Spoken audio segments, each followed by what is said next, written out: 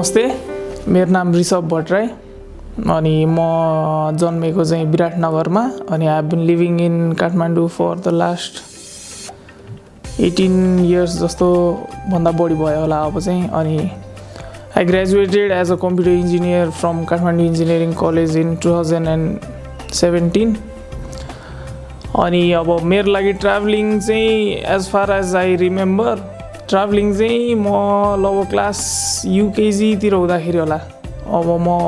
मेरो गाउँ चाहिँ ओखलढुङ्गा अनि अङ्कल बहिनी र म चाहिँ ओखलढुङ्गा गएको थिएँ। अनि रुम्जेटारमा एयरपोर्ट थियो, एयरपोर्टबाट झरेपछि चाहिँ हामीलाई ग्रेन्ड पेरेन्ट्सले म र बहिनीलाई चाहिँ लिन भनेर डोकोहरू पठाइदिनु भएको थियो मान्छेसँग। अनि it was like about 2.5 hours walk होइन हामीलाई चाहिँ। अनि त्यहाँबाट सुरु भएको अनि अलिक धेरै चाहिँ यही इन्जिनियरिङमै पढ्न थालेपछि ब्याचलर्स फर्स्ट इयरदेखि नै हो मेजर पारामा चाहिँ सुरु भएको। अनि त्यसपछि त्यहाँबाट सुरु भयो अलिकति उयो। अनि अब त्यसपछिबाट अहिलेसम्म चाहिँ आई हेभ डन 6वटा ट्रेक गरिसकेको छु। अनि द्याट इन्क्लुड्स गोसाइकुण्ड, त्यसपछि रारा गएको छु, थोरङ पास 2 चोटि गरेको छु। गर्न चाहिँ 1 चोटि चाहिँ थोरङ मात्र गरेर गइयो, टाइम नभएर कलेज फर्किनु पर्ने भएर। सेकेन्ड टाइम चाहिँ फेरि तिलिचोनी गएर अनि फेरि थोरङ भएर मुक्तिनाथतिरबाट गएको छु। अनि आई हेभ बिन टु अस्ति भर्खर छोरोल्पा पनि पुगेर आएँ। अनि त्यसपछि डोल्पा पनि गएको छु। डोल्पा चाहिँ फ्रम स्नोयाक फाउन्डेसन म एज अ टिचर 6 months उतै बसेर त्यहाँ एउटा स्कुलमा क्लास नर्सरीदेखि क्लास 6 लाई साइन्स पढाएर अनि 6 months उतै बसेर आएको ट्राभलको हिसाबमा होल सर्किट गरेर अनि फोक्सुन्डो हुँदै अनि काठमाडौँ आएको। सबैभन्दा मेमोरेबल चाहिँ मेरो लागि चाहिँ यो डोल्पावालै एक्सपिरियन्स छ मेरो चाहिँ अब। अनि फर मी ट्राभलिङ चाहिँ कस्तो हो भन्दाखेरि म चाहिँ आई ट्राभल टु के भन्छ अब एक त आफ्नो माइन्डलाई र बडीलाई यता हाम्रो मन्डेन स्ट्रेसबाट हटाउनको लागि ट्राभल गर्छु। अप्रिल 26 मा चाहिँ फ्रम काठमाडौँ हाम्रो नेपालगञ्जको फ्लाइट थियो, 8 बजेको फ्लाइट थियो 11। अनि त्यसपछि डिले भएर 8:45 तिर हामी उडेको थियौँ। अनि त्यो दिन चाहिँ हामी नेपालगञ्जमै बस्यो, नेपालगञ्ज अलिअलि घुम्यो। अनि भोलिपल्ट बिहानै अबाउट 5 कि 6 बजीतिर नै नेपालगञ्जको एयरपोर्टमा गयो। अनि त्यसपछि जुफाल पुग्यो हामी त्यसपछि आफ्टर अबाउट 45 मिनट्सको फ्लाइट। जुफालबाट गाडी लिएर दुनै हेडक्वार्टर अफ डोल्पामा त्यहाँसम्म गयो। त्यो दिन त्यहीँ बस्यो, हाम्रो फर्स्ट एन्ड सेकेन्ड डे भयो। त्यसपछि हाम्रो ट्रेक सुरु भयो। अनि दुनै पुगेपछिको 6th डेमा चाहिँ म मेरो फाइनल डेस्टिनेसन अथवा जुन गाउँमा अथवा जुन स्कुलमा म 6 months पढाउन बस्ने त्यहाँसम्म पुगेँ। अनि त्यसपछि अब ट्रेक सुरु भएपछि हामी चाहिँ लगभग दिनको 12 hours 14 hours यस्तो हिँड्यो होला। फर्स्ट 2 to 3 days त त्यति धेरै हिँड्यो। अनि त्यसपछि प्रब्लम त्यहाँको मेन प्रब्लम चाहिँ के भन्दाखेरि 2टा गाउँको बिचमा डिस्टेन्स एकदम लामो। अनि त्यसपछि बिचमा केही पनि नहुने। अनि त्यही भएर स्टार्ट गरेपछि एन्डसम्म अथवा अर्को गाउँ नपुगेसम्म बिचमा कहीँ बस्ने अप्सन नभएकोले अनि त्यही भएर हिँड्नु पर्ने थियो। अनि प्लस हाम्रो ग्रुप अलिक ठुलो थियो, त्यो बेलामा चाहिँ 17 कि 19 जनाको ग्रुप थियो। त्यो माथि जाने सबै टिचरहरूको ग्रुप। अनि सबैजना सँगै हिँड्दाखेरिको लागि एउटै ठाउँमा बस्ने भनेर पहिले प्लान भएकोले हामी त्यसरी जानु परेको थियो। अनि दुनैबाट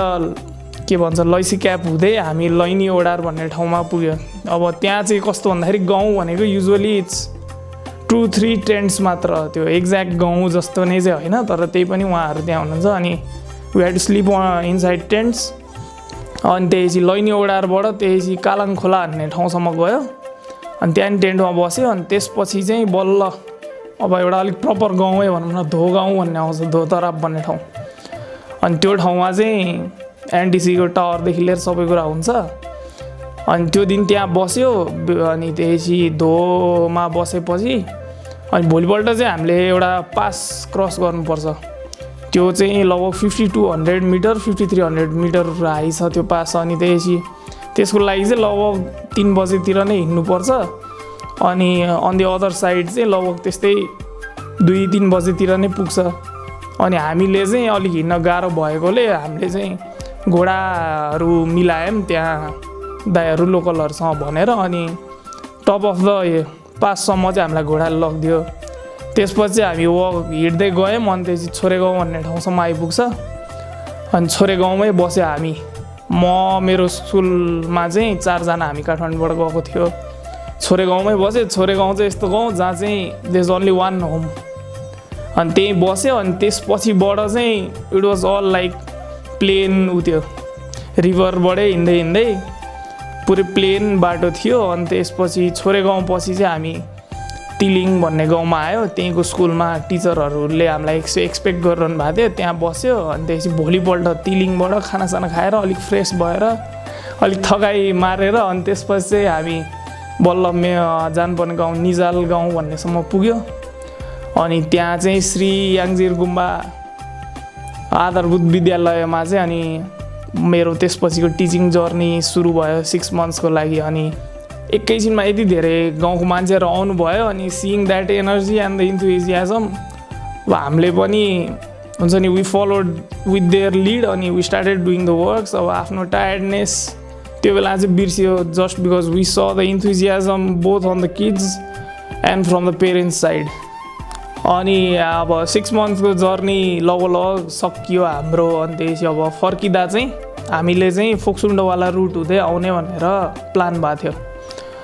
अनि हामीलाई चाहिँ अब गाउँकै मान्छेहरूले 2 जना अथवा 3 जना हामीलाई गाइड गर्ने मान्छे पनि पठाइदिनुहुन्छ अनि प्लस उहाँहरूले घोडा पनि दिनुहुन्छ एउटा फोक्सुन्डो आइडी एउटा लेक आउँछ पास आउँछ त्यहाँसम्म पुर्याइदिनुहुन्छ घोडामा अनि त्यसपछि बिहान अब बिदाई कार्यक्रम भयो अब अलिअलि रुने ओर्ने यताउता 6 महिनाको जर्नीहरू सबै सकिएपछि अनि त्यसपछि अब हामीलाई बच्चाहरूले अनि त्यस त्यहाँको पेरेन्ट्सहरूले खादाहरू ओढाइदिनु ओर्नुभयो अनि त्यस सबै गुड बाईहरू भनेपछि हामी घोडा लिएर तल झर्न थाल्यौँ त्यसपछि निजालबाट हामी साल्लाङ भन्ने गाउँसम्म पुग्यो साल्लाङबाट अनि त्यसपछि माथि हुँदै त्यसपछि त्यो दिनको डेस्टिनेसन चाहिँ से गुम्बा त्यो फेमस गुम्बा छ वान अफ द ओल्डेस्ट गुम्बाज इन नेपाल त्यहाँ पुग्यो से गुम्बा पुग्यो अनि भोलिपल्ट फेरि बिहानै हिँड्नुपर्ने थियो हामी लगभग 4 बजे नै निस्किसकेको थियो बिहानै अनि त्यही भएर से गुम्बा चाहिँ त्यस्तो राम्रोसँग हेर्न पाएन अनि त्यसपछि से गुम्बाबाट पनि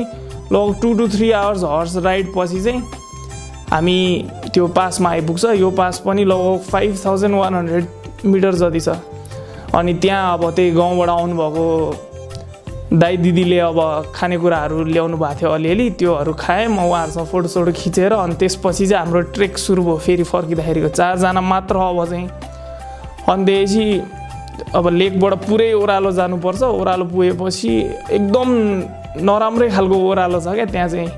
मैले त सर्टेन पोइन्टमा गिभअप नै गरिसकेको थिएँ अब म यस्तो पाराले हुँदैन अनि फेरि तपाईँको कस्तो भन्दाखेरि छिटो हिँड्नु भएन भने चाहिँ फोक्सुन्डोसम्म पुग्नुहुन्न क्या राति 1-2 बजे पुग्नुहुन्छ अनि ढोका खोलिदिने नखोलिदिने अब मान्छेलाई उठाउन सकिन्छ कि नसक्ने भन्ने नि त्यहाँ प्रब्लम हुन्छ अनि बिच बाटोमा चाहिँ देयर इज नथिङ टेन्टहरू पनि हुँदैन त्यहाँबाट चाहिँ ओह्रालो कटेपछि चाहिँ त्यसपछि फेरि रिभर ब्याङ्क हिँड्नुपर्छ त्यो चाहिँ एकदम सिधै छ फोक्सुन्डोसम्मै it's like almost like Terai त्यति सिधा छ अनि त्यसपछि फोक्सुन्डोलाई चाहिँ अब यो साइडबाट फर्स्ट टाइम फोक्सुन्डो देख्दाखेरि त त्यो अब जोइ नै अर्कै हुन्छ नि त अब डेस्टिनेसनको फर्स्ट टाइम देख्दाखेरि अब यहाँबाट चाहिँ ल अब चाहिँ आयो भनेर बसेको थियो भरे के रहेछ भन्दाखेरि फोक्सुन्डोबाट पनि हामी चाहिँ फोक्सुन्डोको यो साइडमा हुन्छ काठमाडौँ जाँदाखेरि जुन साइडमा काठमाडौँबाट जाँदाखेरि जुन साइड देखिन्छ त्यसको ठ्याक्क अपोजिट साइडबाट चाहिँ हामी आइरहेको थियो अनि त्यहाँबाट पनि इट्स 2 आवर्स अप हिल अनि फेरि 2 आवर्स डाउन हिल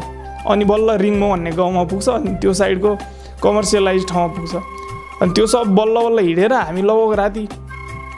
8 बजेतिर अनि त्यसपछि रिङमो पुग्यो अनि त्यसपछि त्यहीँ रेस्ट लियो त्यो दिन त्यसपछि भोलिपल्ट अनि फोटोसुटहरू यताउता हुन थाल्यो अनि एकदम जिउ थाकेको त्यो दिन पनि त्यहीँ बस्यो अनि त्यसपछिबाट चाहिँ अनि फोक्सुन्डोबाट यता काठमाडौँ आउनेतिरको रुट सुरु भयो हाम्रो चाहिँ अनि त्यो रुटमा चाहिँ अब फोक्सुन्डोबाट आयो त्यसपछि फोक्सुन्डोको त्यो फेमस झरना आउँछ अनि झरना पछि चाहिँ you will have to stay एक दिन चाहिँ अब बिचको कुनै एउटा गाउँमा बस्नुपर्छ सिधै दुनैसम्म पनि जान सकिन्छ तर अब त्यो चाहिँ अलिक 10 to 12 आवर्स वक हुन्छ अनि हामी एकदम थाकेको थियो त्यही भएर हामीले त्यो गरेन हामी चाहिँ छेप्का आएर बस्यौँ त्यो दिन चाहिँ अनि छेप्का बसिसकेपछि अनि भोलिपल्ट चाहिँ त्यहाँबाट अनि दुनै गयो दुनैमै बस्यो दुनै पुगेपछि वी अलमोस्ट फेल्ड लाइक कि हामी अब काठमाडौँ पुगिसक्यो घरमा फोन गऱ्यौँ अब 6 महिनादेखि कुरा भएको थिएन घरमा फोन गऱ्यो यताउता सोध्यो दुनैमा इन्टरनेट चलाइयो मोबाइलको ब्यालेन्स कति छ भनेर चेक गरियो यस्तै कुराहरू गऱ्यो त्यसपछि अब भोलिपल्ट भन्दा नि पर्सिपल्टको फ्लाइट थियो हाम्रो दुनैबाट जुफाल गयौँ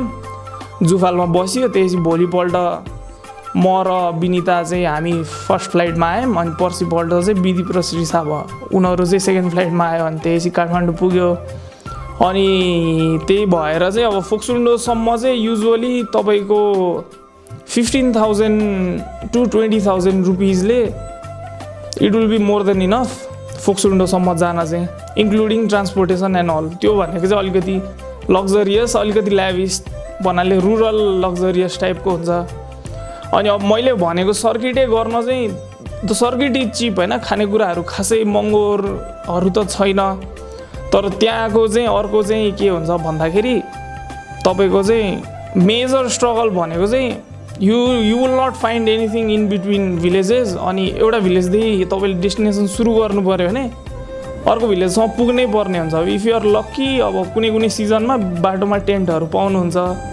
तर if you are not that lucky त्यो हुन्छ अर्को ठाउँ जानै पर्छ अनि फिजिकल्ली चाहिँ गाह्रो हुन्छ यो होल सर्किट गर्न चाहिँ फोक्सुन्डोसम्म जान मात्र चाहिँ यता काठमाडौँबाट नेपालगञ्ज हुँदै अथवा उता गाडीबाट आउनु भयो भने पनि इट्स नट टु डिफिकल्ट एक दिन जस्तो गाह्रो हुन्छ त्यो फोक्सुन्डो पुग्ने दिन अलिकति उकालो छ तर त्यो खासै त्यस्तो एकदम गाह्रो चाहिँ हुँदैन अनि अब त्यसपछि फोक्सुन्डो मात्र जान चाहिँ यु डोन्ट निड त्यति धेरै प्लानिङ अहिले त एकदम धेरै कमर्सियलाइज नि भइसकेको छ plus there are nice hotels एकदम लग्जरियस होटेलदेखि एकदम रुरल होटेलसम्म सबै रेन्जकै जस्तै पाइन्छ अहिले त अनि म चाहिँ अब ट्राभल गर्नुस् भनेर भन्छु आई एम नट म चाहिँ अब ट्रेक नै गर्नुपर्छ भन्ने चाहिँ छैन म चाहिँ ट्रेकिङ प्रिफर गर्छु अरूभन्दा पनि तर you just don't have to go for trekking मात्रै क्या तपाईँ अब इफ यु वान्ट एकदमै लग्जरियस ट्राभल हेलिकप्टर लिएर जान्छु म आउँछु फोटो खिच्छु फेरि हेलिकप्टरै फर्किन्छु त्यति अब सपोज यु गो समवेयर अनि स्पेन्ड टाइम 1 घन्टा मात्र पनि कुनै ठाउँमा बिताउनुहुन्छ भने तपाईँको सोच्ने पर्सपेक्टिभै चेन्ज गर्छ क्या त्यो ठाउँले अनि अब सँगसँगै बाइकमा ट्राभल गर्दा नि हुन्छ बाइक ट्राभलिङ नि मलाई नि रमाइलो लाग्छ तर म चाहिँ एकदम टाढा चाहिँ गएको छैन टाढाको लागि चाहिँ आई प्रिफर ट्रेकिङ नै अनि त्यसपछि plus it's an wonderful opportunity for Nepal as well तपाईँले नेपालको इकोनोमीको लागि के हेल्प गर्नुहुन्छ तपाईँ घुम्नुभयो भने आफै सोच्नुहोस् त्यो कति ठुलो कुरा हो र how much impact it might make काठमाडौँको मान्छेलाई खासै धेरै त असर नपर्ला त्यही पनि जुन गाउँको मान्छेहरू हुनुहुन्छ उहाँहरूको इकोनोमिक एबिलिटिजमा र फाइनेन्सियल स्ट्याटसमा तपाईँहरूले एकदम ठुलो डिफरेन्स बनाउन सक्नुहुन्छ अब भिजिट नेपाल 2020 इज हियर अनि त्यसपछि त्यसको लागि चाहिँ अब म के भन्न चाहन्छु भन्दाखेरि it's not just for international tourist हुन्छ नि भिजिट नेपाल भनेको it's not for them only हाम्रो लागि पनि हो अनि हामी पनि जानुपर्छ अब स्टार्ट्स फ्रम जनवरी 2020 त अब आइ नै सक्यो अनि what I like to say is that let's explore Nepal होइन नेपालमा एकदम धेरै राम्रो ठाउँहरू छ थ्याङ्क यू